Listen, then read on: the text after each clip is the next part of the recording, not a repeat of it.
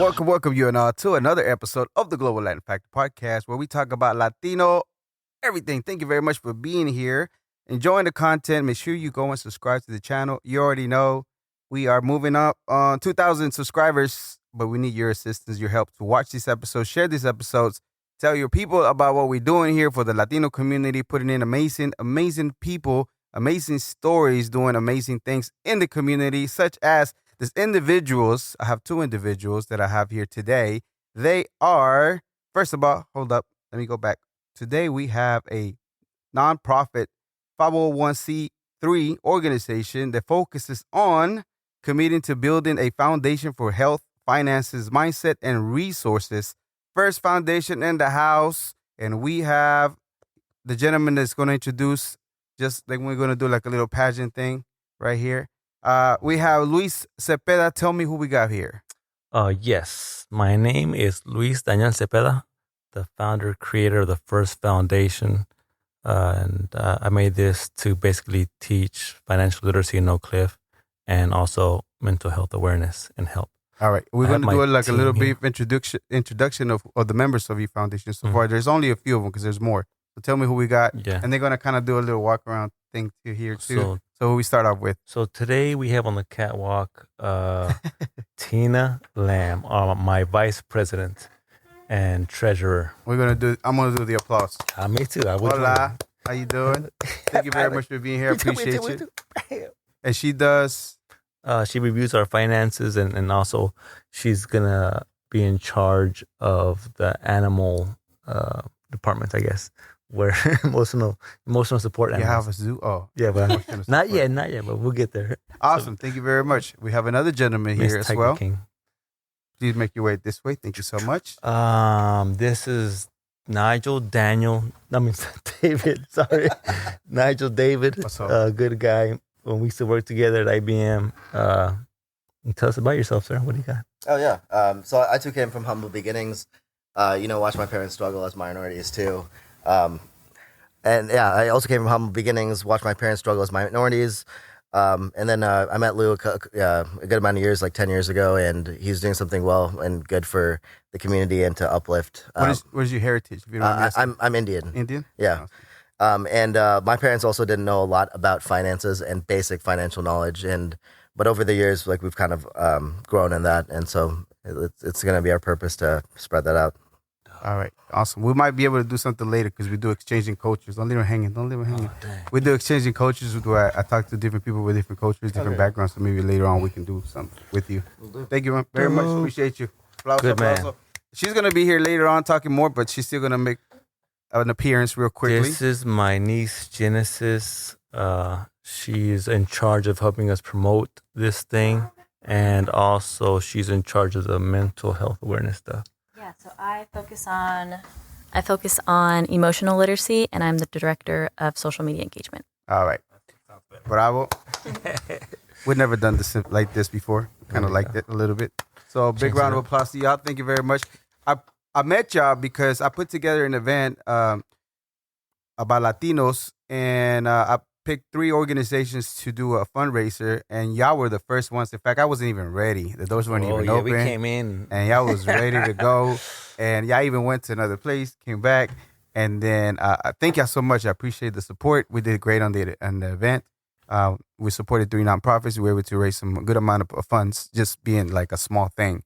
And it turned out great. So thank y'all so much. And of course, we kept in contact, and I'm glad you're here. So thank you so much. Now, you, in addition, you're originally from Oak Cliff, as you mentioned, but you also do different things. So you notice whenever you were growing up, you seen the gap as far as like the education, limited resources for low income families, right? Is that something that would resonate with you personally because you lived it, or you seen it just around? Exactly. I lived it.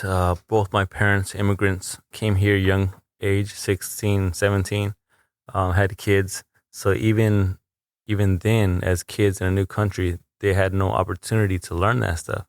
So because of that, we had a lot of financial struggles growing up, and that was very impactful.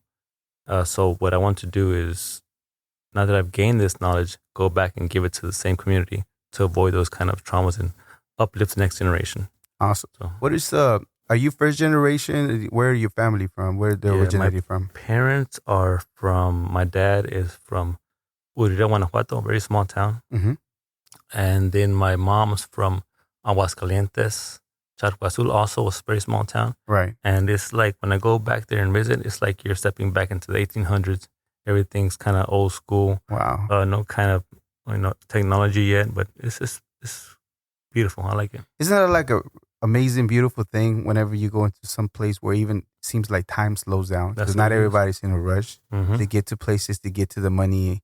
Kind of like we're here, I guess you can say, conditioned to, hurry up, and especially in the city here in Dallas, get to one place or another. Exactly. You can always tell when somebody's out of town because they're always driving super slow, like 60 miles an hour, and everybody's like, shoot, because we got places to go. People are like, yeah, rude, you don't know how to drive. Like, no, we just got places to go. We have no time to wait. We have to be here. We have to be there, Yeah. And in little towns like that, because I was originally from a small little town, none of that matters. And that's good because, you need those places to like go back and disconnect and just relax, dude, because sometimes it gets too fast out here. Yeah, most definitely. Okay, so when you were growing up, what are the things that stand out to you the most as you were learning about financial education, and then you were living, and you go back to your childhood, you were like, we were doing it all wrong. Like, what was why were we doing the things that we were doing the way that we were doing? The main thing that I noticed would say that living paycheck to paycheck, and that put a big strain. Like if something comes up, you don't know what to do in terms of financial cost. So living paycheck to paycheck, which means not saving money, not budgeting. So those basic things people weren't doing. And not just my parents, but a lot of parents, a lot of people are doing like that. And it's just like, that's something so easy to learn that can help you out for the rest of your life. And I'm surprised it stopped being taught in schools, and I'm trying to reintroduce it to them, see how it goes. Okay. So paycheck to paycheck is the most, because at any time, like, I just, not that long ago, maybe I heard the term, maybe I didn't care for it, but you having your emergency fund for a certain amount of time, right? If you don't have that, I heard a gentleman say one time, the only reason why you have an emergency is because you are not prepared, right? If anything was to happen, you have a flat tire or whatever, you already been building, preparing for it, that's not a big deal. But if you have not been prepared, you're living paycheck to paycheck, that is an emergency for you, because you might not have the funds. Exactly. Okay. So where is it that you learn about financial education? Where was it that you went to school? You took some courses? Did you join some type of group or anything like that kind of helped you in regards to the knowledge that you know now? Honestly, I did it myself, just like going through knowledge bases online, just doing research online and trying to see what the best ways are to build generational wealth. And I think that's one of my ultimate goals, to get to that point. And the first thing is learn the basics. Like in anything else, got to learn the basics. Awesome. Okay, I got so excited to ask you questions that I forgot to do a part. Love that. People, the first time. No, this is the second time it happened. Preguntas al Chile real quickly before we get rolling. Thank you so much for sharing that part. I think it's amazing and part of your introduction. Okay, Preguntas al Chile. Check out the episodes, and if you have any suggestions about me switching some of them, let me know. Tacos or tortas? Tacos, bro, all day. Corn tortilla or flour tortillas? Ay, no mames, güey. Puro corn. Puro corn. Gorditas o sopes? Gorditas. Horchata or Jamaica tamarindo agua? That was good. Horchata. Team salsa verde or team salsa roja? It depends, man, but mostly I'll say green, verde. Okay. When you hear the word Latino or Latina, Latinx, whatever the term, what first comes to mind? What immediately is the first thing that comes to mind to you? For me, being Mexican, Mexico, but even that I feel like is a misnomer. Honestly, I think most Mexicans are indigenous, which is Indian. Yeah. Native American. Yeah, absolutely. And do you prefer the term of being called Latino, identify as Latino? Do you care? Do you rather be a person? Does it really matter to you? I don't care, dude. Just a label. But nice. Awesome. I'm a man. Hey, let me get my boy up here, Corey. Come up here real fast. Oh yeah, we missed another gentleman. Just walk around, introduce yourself, tell us who you are, what you do. This is my friend Corey. I've known this boy since we went to college at UTA. Yeah. What's up, Corey? How you doing? Crispin. Chris. So yes, sir. So he was running into the traffic that we have here in the Dallas-Fort Worth area. Tell us about you, brother. You see, I'm a little bit. You good? Tell us about you. Yeah, I'm Corey Taborn. All right. I don't. He's been lifting. Yeah, sure. So yeah, I'm a software engineer. I started. I've known this guy since UTA. It's been about 15 years now. Right. And I'm on the board here. What is it that you do? So you're a part of the board. What else is it that you focus on? As well, mostly I'm a software developer, so I focus on that. That's my passion. Awesome. All righty. Well, walk this way, sir. We're going to give you an applause because all y'all be getting an applause. Thank you so much. Nice meeting you. Thank you for being here. I appreciate you so much. All righty. So getting back to the interview, of course, you said that your parents immigrated, and of course, you went through all that. So you self-taught pretty much all the things that you know about finances. Mm-hmm. Where did you decide? Was there anything that happened, any event to be like, well, why am I like this? Why am my mindset is like this and it's not like that? Was there anybody that you were looking into that made sense to you? Like, oh, wow, that's how people are getting wealthier. That's how people are getting more prepared. That's how people are actually making it happen instead of the same habits that we always have that we have to break in order to make changes. Yeah. TV. Really? I see like TV, like they're living a better life, and how are they doing it? What's different that they're doing? So that got me thinking as a kid. And honestly, I wasn't going to start this nonprofit until I retired, but I got laid off and had some time, so I decided to create it then. And it worked that well. It's a little bit hard balancing the job and the nonprofit, but I feel it's more beneficial since I have more energy now than when I retire. All right. So you actually went to school as well. You went to college, also first generation to do so. How did it feel to be one of the first ones to finish a bachelor's degree? Which kind of degree? Yeah. Awesome. Congratulations. First one. Yeah, thank you, sir. First in my family to do it. Not my first. I think Rosie, my older sister, was first. Awesome. But we were the first generation to get the college degrees. So we were proud. It's a little milestone, but not too big celebration. My parents didn't really care. We just got to get it and go to the next thing. See what happens. Okay. Tell me about that. Did they not really care, or they maybe didn't understand what you was doing, the reason why you were doing what you were doing to better yourself as far as getting a degree? That's a good question. I think it's both. I think they didn't care and they didn't understand, because even in high school, my parents were like, hey, go to work. You got to pay for stuff. And I did. I went to work even in high school, paid for my own college, whatever. But that's the mentality that they had from their parents, where you grow up as soon as you can start working. But what they're missing is that if you get an education, you can work and make more money.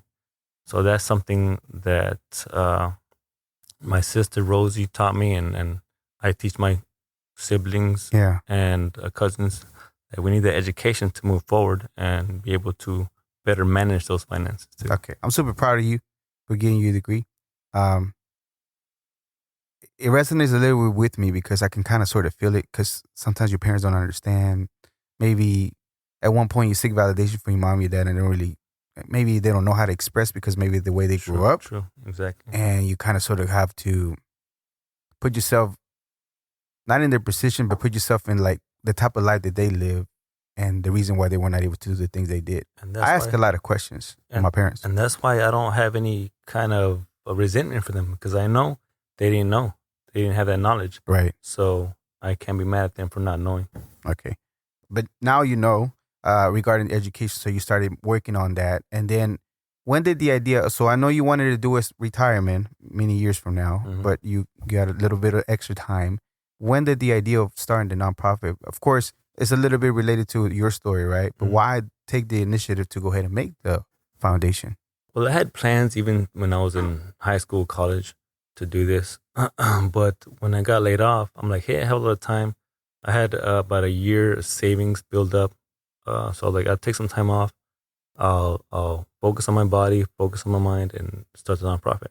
So that's what I did, and this what brought us here. Okay.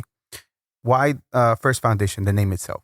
What does it mean? Where does it come from? Where it originated? Yes. Was there any other names that were runner-ups? Yeah, I like the First Foundation. It's from a series of books. And basically, this guy builds foundations because he knows the world is gonna crash. So he builds these foundations to help rebuild the world once it goes down. Um, so what's that book called? Do you remember? The Foundation, right? By Isaac Asimov, the Mhm. Foundation series. Mm-hmm. So he's a very good author, and he even predicted a lot of stuff that's happening now. Really? That's And awesome. and what he did is that he took the fall of the Roman Empire and he put it in the future in outer space. So a lot of things are in parallel, which is kind of even stuff that's happening now with the U.S. What is that particular law called? The something empires. Which one? Can always remember where every empire always falls. Like they, 1,000 years. yeah, there's a particular law for it or something like that. That every something empires.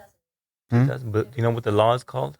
There's a particular name for it. I can never recall the damn name, but there's a particular name for every empire after a certain amount of time. Check the internet. There's certain sequences that happen, certain things that happen, and then Empires before fall. it's just like, psh, Yeah. there's like a law they call it or some kind of something Let's call it the Crispin law.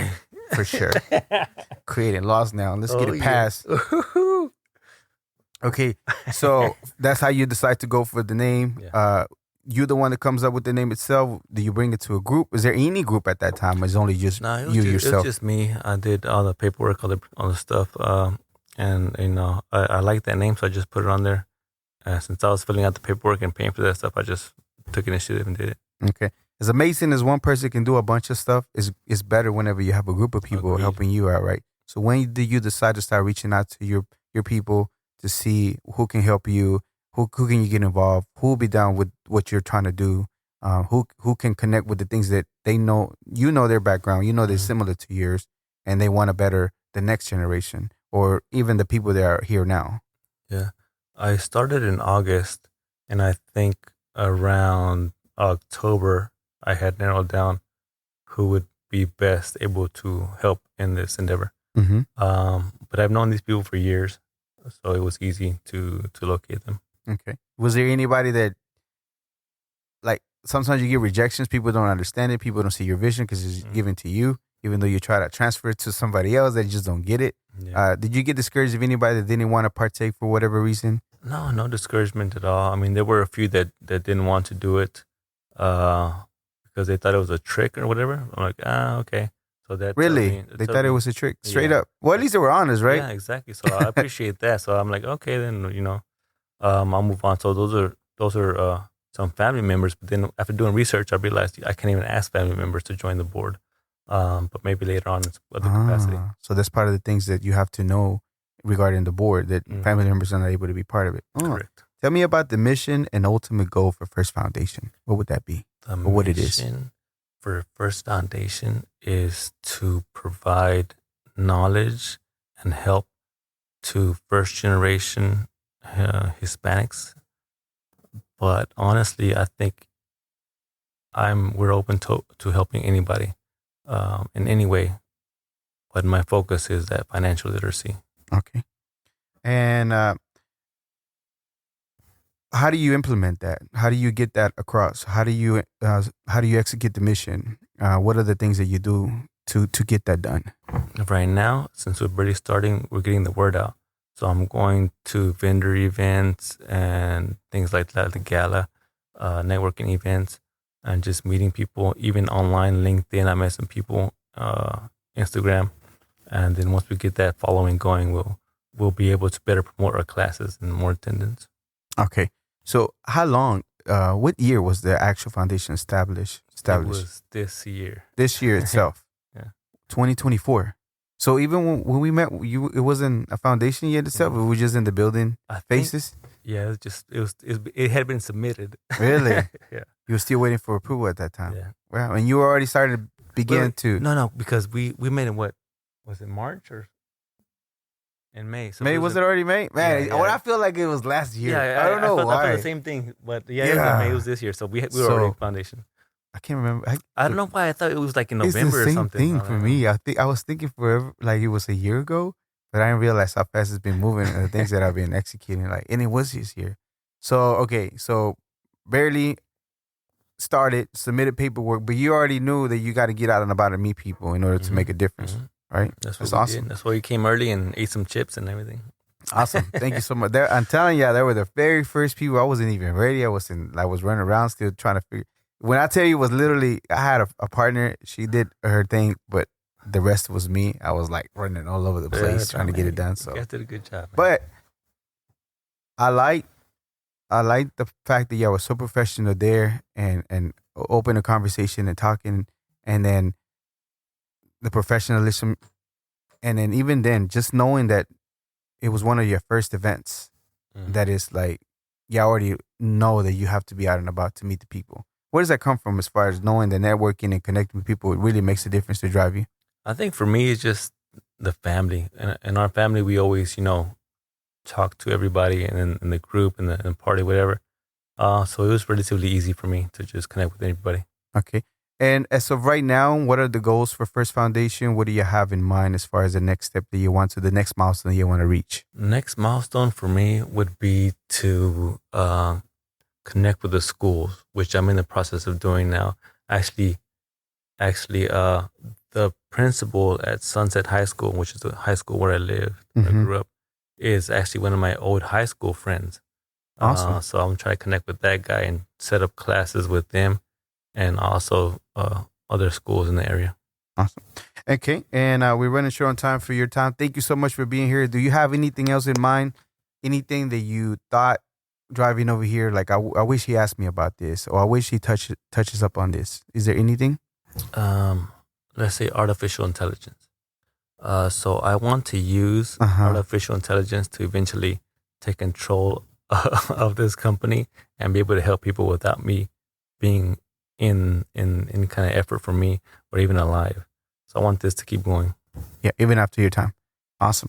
What is an important lesson that you've learned, even as young as 1 year or so, or very recent foundation? I don't know if it will work, but still, we're going to try it.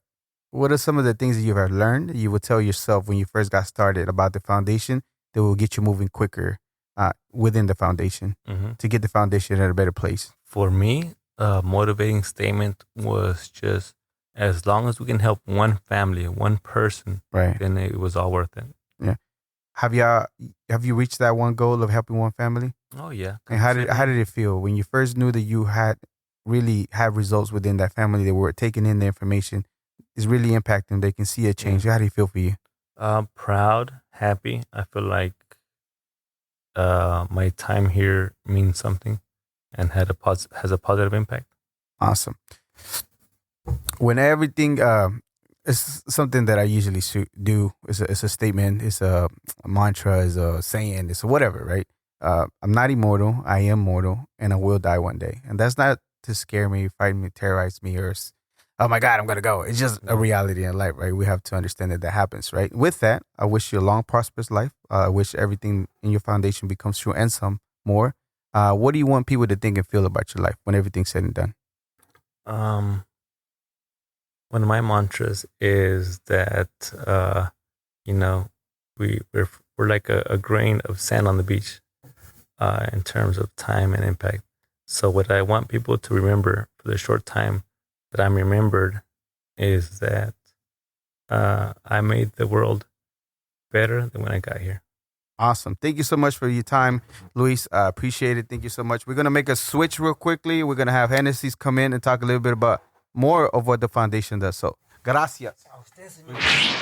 Thank you so much for checking out this full episode of the Global Latin Factor podcast. Make sure you go and subscribe. Leave us a thumbs up. Leave us a comment that you were here today. Thank you very much. Till next time. And we are, I don't even know if the cut's going to be good, but we are back with another of the members of First Foundation. We have a social engagement and mental health literacy coordinator, passionate nurse, interested in mental health and therapy, therapy animals to support health, lifestyle, marketing, and partnering coordinator to bring awareness to the organization. Genesis Contreras en la casa. Hi. Hey, that's a long, drawn-out name for what I do. I mean, it's your lots of titles. It's what they have on your website. I mean, right. Who's the website engineer? Oh, she's the one to stand on that. I need all these titles. Yeah, I know. Okay. Just make me bigger than I am. Welcome to the podcast. Oh no, you're great. You're amazing. I'm pretty sure you are. Just like, oh yeah. So okay, we're gonna do a little segment too for preguntas al chile very briefly también. Tacos o tortas. Tacos. Corn tortilla, flour tortilla. Corn. Corn. Oh yeah, really. Of a corn course. family. Gorditas o sopes. Gorditas. Mexican coca o jarrito. Mexican coca. Okay. Team salsa verde, team salsa roja. Salsa verde. A conspiracy theory that you heard one time, then when somebody told it to you, you're like, that has to be true. Ain't no way that's not true. What would that be? Oh, there's so many of them. You tell me one. Like the Twin Towers that they were planned.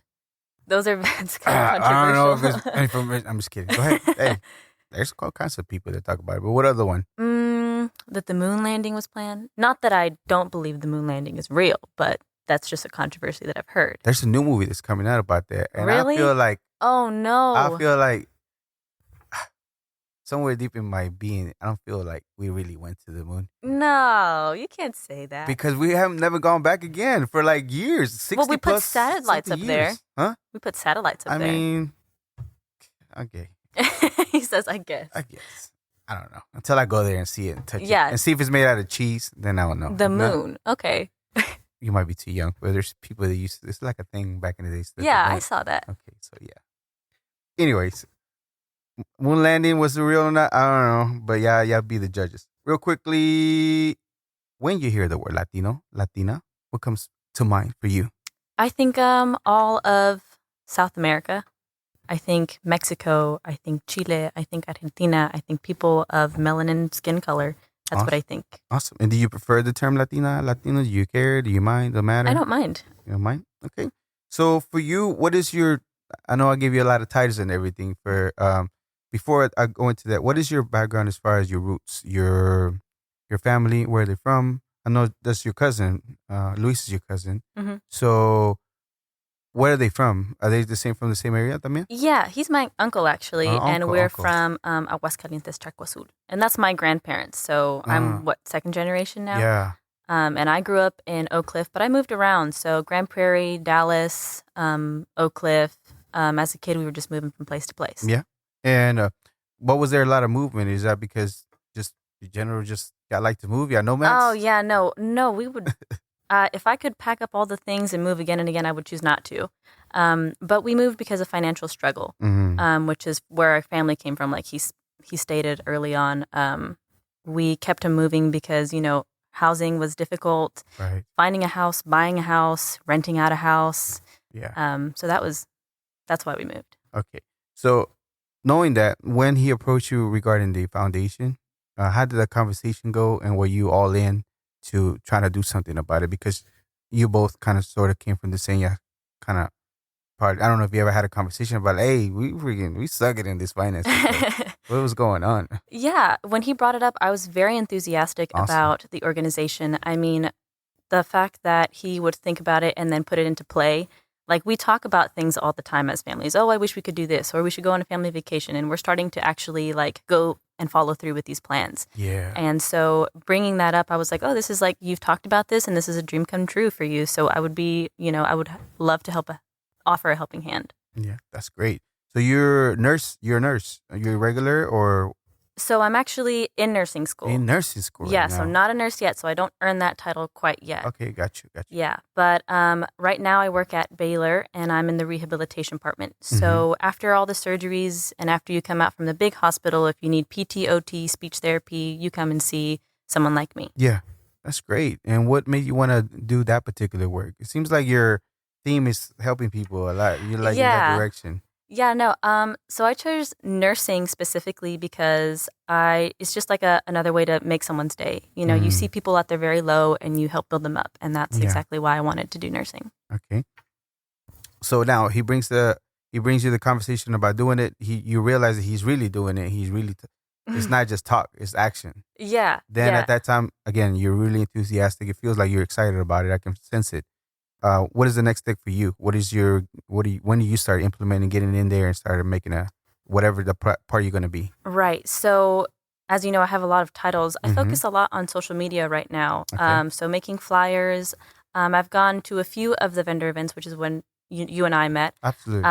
And so my part that I want to really hone in on is the emotional literacy standpoint. So just making those classes that are supposed to be coming up in this, August. Hopefully I can dedicate more of my time there. Right. Why that? Why specifically that? I think that statistically in the Latino community, we don't really talk about actually like, oh, I feel this, I feel sad, I feel upset. Yeah. I'm emotional today. Like we tell our parents and they're like, ponte las pilas, like you should, get your things and keep on going through your day, It's not really, we don't focus in on the moment and process why we feel sad, which is why we build resentment to different people, which is why we can't, or we have outbursts or we get angry really fast. Yeah. I think that's kind of what Latinos are known for, being loud and being, you hear the crazy, oh, my Latina girlfriend is super crazy, and because she's Latina, not because all of the other things that happened in her past. I was telling somebody the other day, and I'm not even licensed for anything, but I was telling her, look, she had a bad experience with a Latina, and Hollywood doesn't help portraying Latinas as spicy Latinos or fiery Latinos, but like, that's a lie. Yeah. Because first of all, most of the moms that are in the household for Latinas, they're the leaders of the household, right? Everything doesn't move without them doing the things that they do. Yeah. They're like the foundation. Yeah. They're compassionate. They're there to give you your lunch. They're there in the kitchen every single day. Yep. I know some very strong Latinas, and that's what I encompass what a Latina should be. Not all of these Hollywood things that portray us as being loud or yelling or we're crazy. We just, punch holes through the wall or something like that. Yeah. And the other thing is that in addition to that, they're not even stay-at-home moms. They do their job and come back and still do another one. So it's never ending for them, right? And it's like, I hardly ever see them take a break, complain, or just do stuff. They're just doing stuff, right? Yeah. And then that's more of the things that I relate to, not the stuff in Hollywood. I'm like, that's just, they make it romanticized like it's a thing. It sucks that, like what you were saying earlier, because it's just like everybody, right? If you're hurt when you were growing up and you've seen a bunch of stuff, you're going to be either defensive, you're going to be aggressive, you're going to be defensive physically because somebody's trying to put you down or whatever, and that's not going to be the case for you. Yeah. So whenever you run into somebody and maybe they didn't like your tone or whatever, then it will be like, what's up? Like, no, it's not going like you that. learn how to be what they call like hard. You have a hardened shell. Yeah. And it becomes difficult for you, especially in romantic relationships or even relationships at your work, for you to be vulnerable or for you to speak up or for you to just say anything without it coming across as, oh, that's your tone and that's your attitude. Okay. So I know you want to focus on that and kind of explain to me why, but where did that happen to you that you seen that was an issue that we have that we need to kind of sort of maybe work out and be better about communicating those feelings, those emotions when things are happening? I think I've noticed a lot of that growing up, just how my family would speak to other family members, or that there was a lack of boundaries. And especially with my relationship with my mother, it was very, easy to see that there were no boundaries.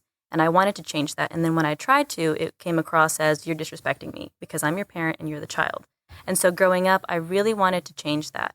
And so at the age of 17, I left home and I went into a family, and they really honed in on, let's talk about your emotions for a second. Like, you're upset right now. Let's sit down and why are you feeling this way?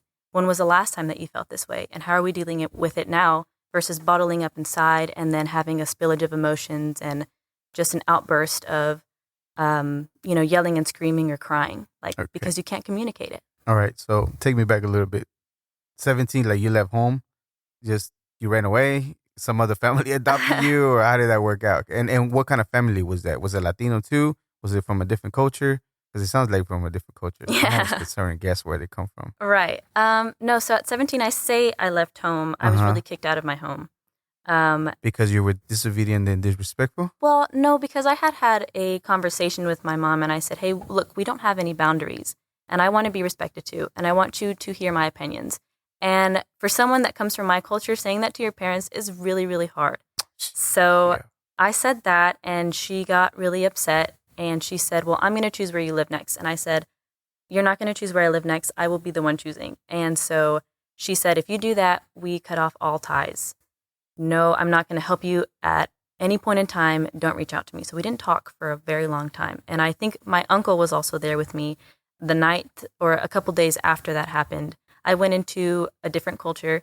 They were white people. And their, I guess, the household father, his name was William Ferguson. He married this woman named Erica Ferguson now, and she was a reverend, and she honed in on and inspired me to pursue emotional literacy. Where do you find these people? How did they take you in? You were just somewhere in the road, like, hey, I need a house. So I was dating his son at the time. His name was Aaron, and we went to the same high school. But the high school was like middle school and high school combined. So through 6th grade and 12, I mean, we were best friends for the longest time. And then when everything came, I was like, I really need a place to stay. And he's like, you can stay at my place. And I was like, okay, sure. And so I stayed there for about 2 years until I moved to a different spot. But within those 2 years, I learned so much. I think that was right around COVID. And so we had a lot of time in the house. We couldn't go out. We were quarantining. We were wearing masks. And Erica made sure that we had like therapy 3 times a week. We had family therapy, we had individual therapy, and we just honed in on, okay, what are our personalities? How do we take this? And with any problem that happened, we all stopped, dropped everything, and we focused and talked about it. Okay. And when was it that you and your mom came back together? Was that still a work in progress, or? No, that's still a work in progress. Okay. So I noticed for myself that I haven't processed all of those emotions yet. So I have to put a boundary up and say, hey, we can't talk right now because I can't have an actual conversation with you without getting upset with you. And did you feel hurt about it? Did you express that? So there was a lot more conversations other than just that one, but we definitely left each other with some scars, I would say. We got upset. She was hurt that I felt like I'm leaving her. I was hurt that I felt like I had nobody. I mean, 17 years old, going into a different household. I don't know anything.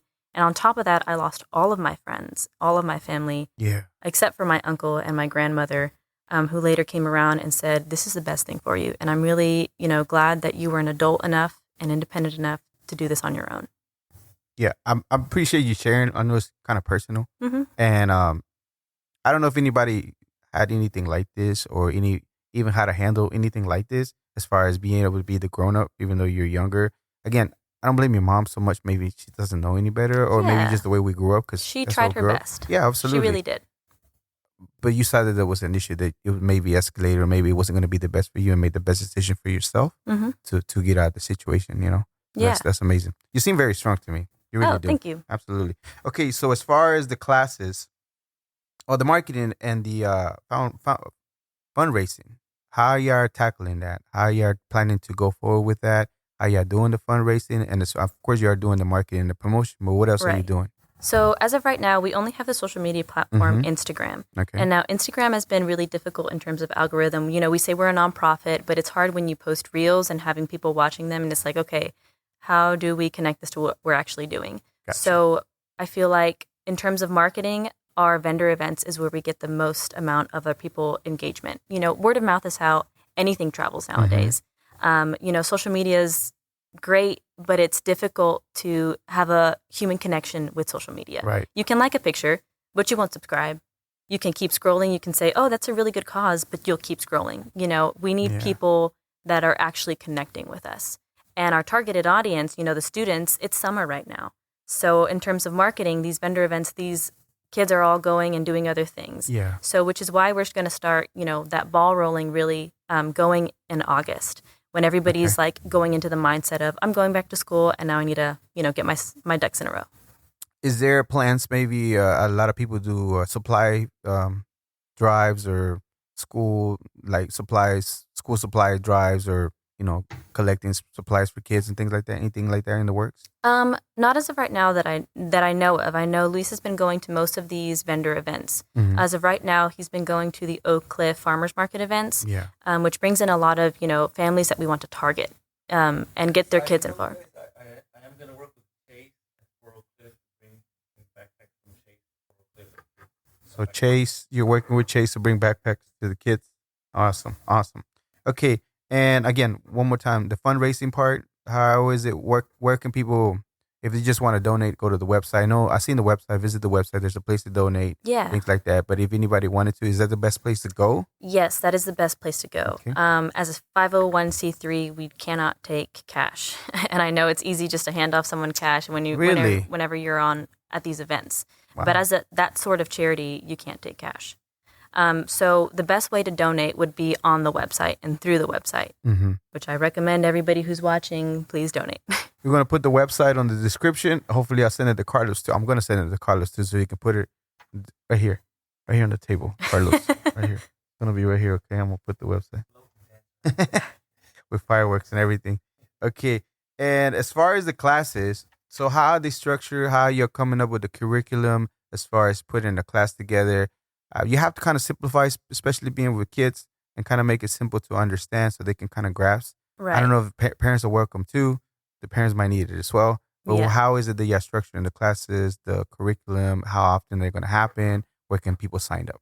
Right. So I know Luis's ultimate goal, or the founder, I should say's ultimate goal, is to get everybody involved. You know, when you start with the kids, they're like, oh, wait, I learned how to save money. Let me talk to my parents about it. It's a family thing because Yeah. word gets around in a family. Yeah. In terms of structure, I think the emotional part and the financial part go very well together. I know Warren Buffett once said that if you can't control your emotions, you can't control your money. So you have to be able to do both. An outburst of money, you get upset, oh, I'm going to go drinking tonight, you know. Or you get really, really sad. It's like, okay, I'm going to go spend a lot of money on this kind of food. You know, just outs that people have. Retail especially- therapy is real. Yeah, no, it really is. Sometimes I need a one or two. But in terms of classes, emotional literacy classes will start at 12 weeks. And then financial classes will start at 6 weeks.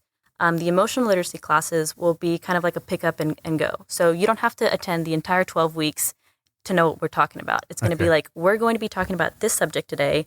And then we're going to be talking about this the other day. And I hope to have accountability buddies. So anybody who attends these classes, and they're going to be mostly virtual classes, because it's more enticing for someone to go to a virtual class and to click a link and be in their bed and still hear something versus someone to show up at some place at this point in time. And nobody is getting accustomed to that, especially after COVID now. So just being able to be, you know, at arm's reach. But the emotional literacy classes will be focusing on subjects coined by specific celebrity psychologists, like Esther Perel or like John Lee. And John Lee is known for his, what's it called? How to grow up faster. So whenever you're in, how to be an adult, you know, how to get yourself back to an adult state. And Esther Perel focuses on relationships. So we'll be focusing on, you know, how to compose yourself. If you're feeling these feelings, how to let them out, how to talk to your inner child, what's your outer child, all of those great terms. Okay. I seen on the website something, I don't know if the classes are free or not, but something about enrolling or there was a fee or something like that. How does that work exactly? Can you explain to me how the breakdown of that? So because we're a nonprofit, none of our classes will be charged. We talk mostly in if you want to come, like if you want us to come to your certain event as another nonprofit or as a school, that is somewhere we're going to charge. Got you. Because we do need the money and we do need the resources in order to show up at these kinds of events. You know, it's a nonprofit, so yes, it's free, but you know, our time isn't free at the end of the day. We don't have a ton of time to just dedicate to this. We also have other lives. Right. As you know, our board members have jobs outside of this. And, you know, I have school as well as another job too. Yeah, awesome. My sister's a nurse, and she's been a nurse for some time, Parkland, and I think it's great. It's a great work that she does. Oh, yeah. I've seen the kind of how much work she puts in as far as like putting in the hours in school and stuff. Oh, yeah. 12 hours, 12-hour days, 12-hour nights. Too much for me. I'll pass. And then I like the accountability buddy thing because I used to be in the military. We had the battle buddy. Oh, and okay. I thought it was a great concept to always have somebody like watch your back and stuff like that, at least for in the military terms. Yeah. That's pretty cool. All right. Thank you, Hennessy, for your time so much. That's pretty much right now what I have for you. Any shout outs that you have and all your social media real quickly, can you let us know? Yes. So you can follow us at The First Foundation on Instagram. I'm sure there will be a link in the description, correct? Also check out our website. That's a perfect place to donate. And any events that are coming, you can sign up with our newsletter on our website. She should be the spokesperson. She's the spokesperson. It needs to be. I have, we're going to pause here, a small break, and we're going to just have him talk for a little bit. And thank you so much, Hennessy. I appreciate thank you. All righty. All right, we're back with another member. Please, one more time, remind me your name, introduce yourself. Yeah, my name is Nigel David.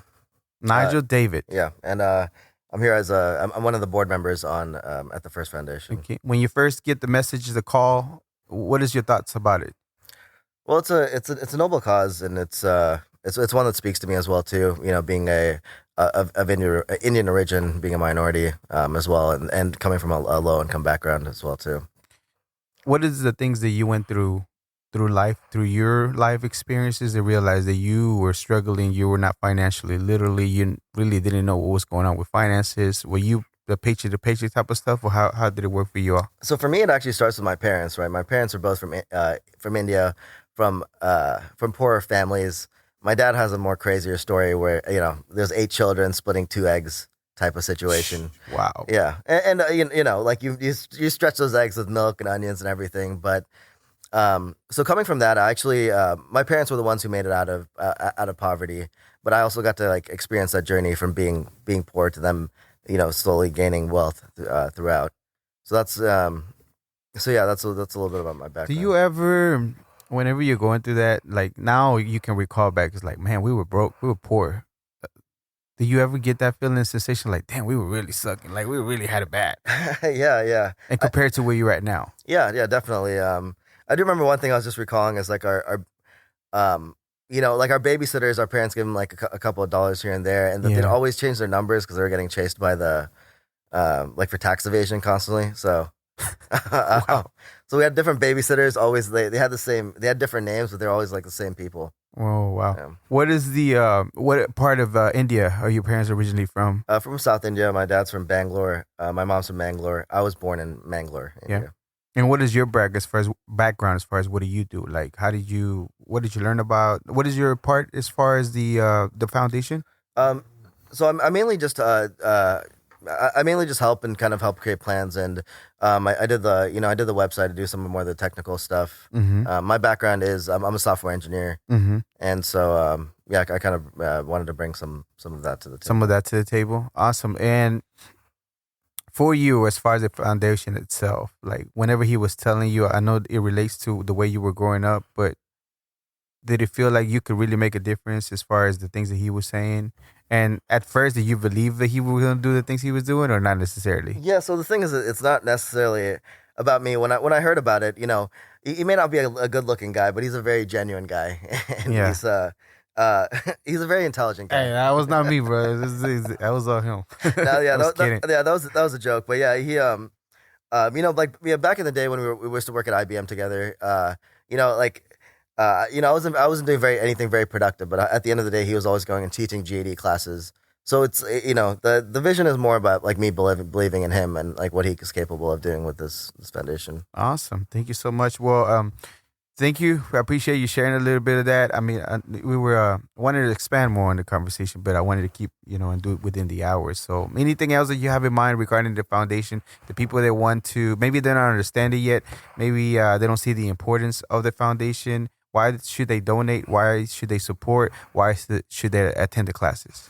Yeah. So I mean, in essence, like all financial, you know, all finances really is you want less expenses than your income is. I mean, that's really all it is to be financially stable.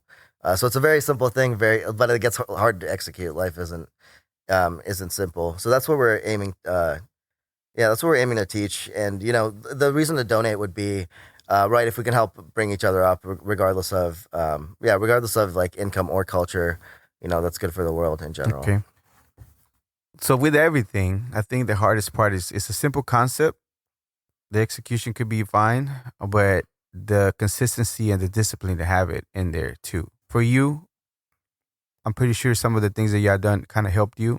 What helps you stay disciplined to make sure you do those things? Like live below your means, maybe save more, maybe be more vigilant as far as where the money's going, having whether you do a budget, whatever it is that the way that the account holds you accountable for making sure that you're doing the right thing too. Yeah, so I mean, you hit on one of them. A budget is probably the most important thing, and that's you know, it is a little hard to do and start out, but that's the one thing where you can kind of, you know, balance out where all your money is going, and if you want to save in a certain area, and there's so many tools, you know, like Credit Karma now, like just does all your online accounts for you, right? So it'll create your own your budget for you. What is it called again?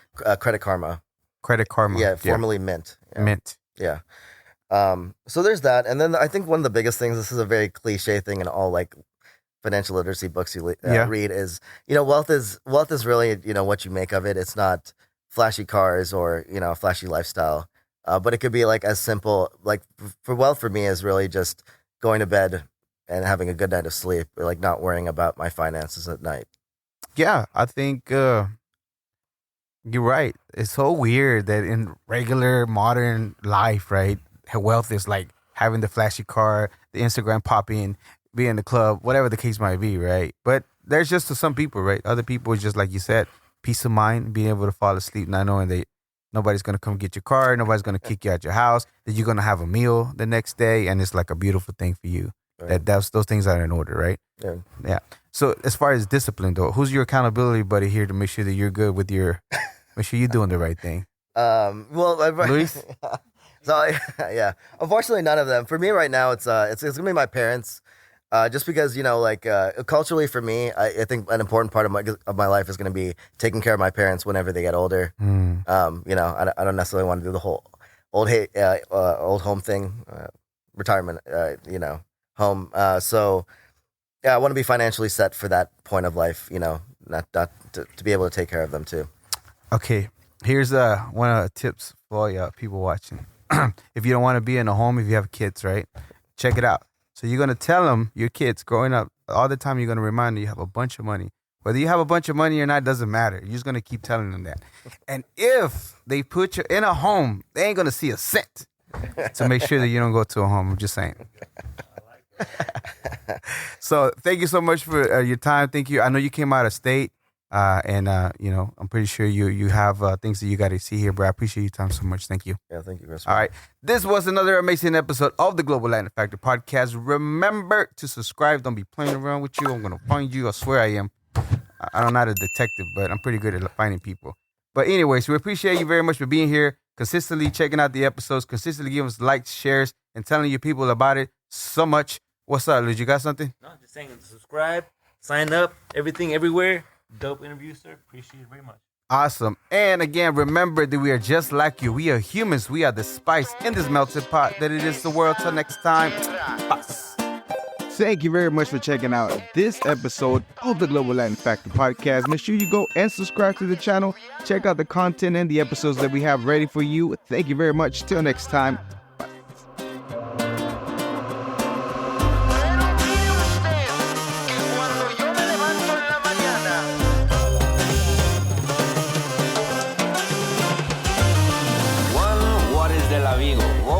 Pero Patin Fact is a flamingo coming to Havana and from Puerto Rico.